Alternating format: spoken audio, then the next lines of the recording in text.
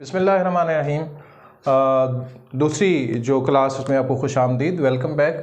और conceptual understanding of the verb हम पढ़ रहे हैं। मैंने वंस अगेन आपसे यही बात की थी पहले क्लास में भी कि हम ये नहीं पढ़ाने चाह रहे कि verb as a parts of speech क्या है, वो आप पढ़ चुके हैं, वो आपने बहुत सारी चीज़ें उसकी एप्लीकेशन भी देखी हुई। हम फंक्शनल एस्पेक्ट ऑफ जो ग्रामर है उससे हमारा रिलेटेड है, तो हम अब कॉन्सेप्ट के लिहाज से वो चीज़ें जो आपको वर्ब की तमाम चीज़ें समझने में मदद देगी उसको बिल्ड करने जा रहे हैं। तो कॉन्सेप्ट अंडरस्टैंडिंग के लिहाज से जो किसी भी सेंटेंस का वर्ब होता है, वो वर्ब जो है वो बेसिकली अपने एक्शन के लिहाज से दो तरह का हो सकता है। दूसरे लफ्ज़ों में हम ये कह सकते हैं कि एक्शन बेस्ड, एक्शन के लिहाज से वर्ब को अगर देखें तो वर्ब की दो कैटेगराइजेशन मेजर की जा सकती हैं। नंबर एक कि उसे हम एक्शन वर्ब कहेंगे, नंबर टू उसे नॉन एक्शन वर्ब कहेंगे। मिसाल के तौर पर कुछ एग्जांपल्स लिख लेते हैं जिससे आपको कुछ समझ आ जाएगी। मिसाल के तौर पर हम कहते हैं कि ही प्लेज क्रिकेट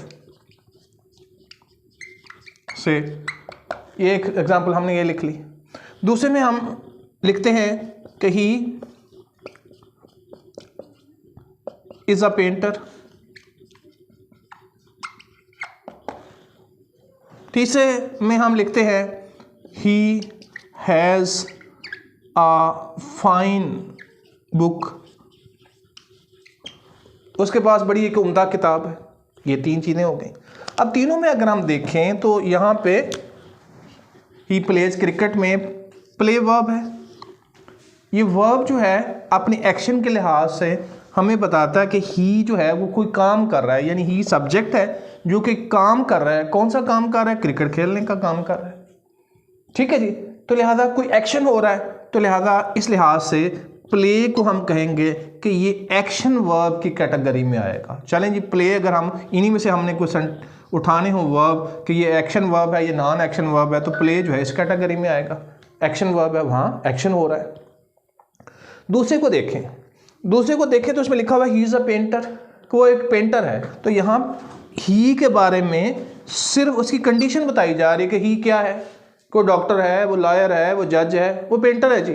तो ही को डिस्क्राइब किया जा रहा है, स्टेट किया जा रहा है। तो लिहाजा इसमें इज वर्ब है, तो जहाँ पे इज अगर देखें तो ये इज यहाँ पे स्टेटिव वर्ब है, इसे नॉन एक्शन वर्ब में, लेकिन एक्शन कोई नहीं हो रहा यहाँ पे। ठीक है ना, सिर्फ बताया जा रहा है ही के बारे में, तो यहाँ पे इसको स्टेटिव वर्ब की कैटेगरी में डाल देंगे। तीसरे पे अगर हम देखें तो लिखा हुआ है he has a fine book, उसके पास एक बड़ी उम्दा किताब है, बड़ी शानदार बुक है जी। अब आप यहाँ पे देखें तो इसमें वर्ब कौन सा है? हैज़। और हैज़ किसके बारे में बता रहा है? कि ही सब्जेक्ट के बारे में। वर्ब की हमने पहली क्लास में यही डिस्कस किया कि वर्ब वो चीज़ है जो कि सब्जेक्ट के बारे में हमें बताती है। सब्जेक्ट जो है के तौर पर हमेशा नाउन या प्रोनाउन इस्तेमाल होते हैं। तो यहाँ पे सब्जेक्ट ही है, इसके बारे में वो हैज़ हमें बता रहा है। क्या बता रहा है?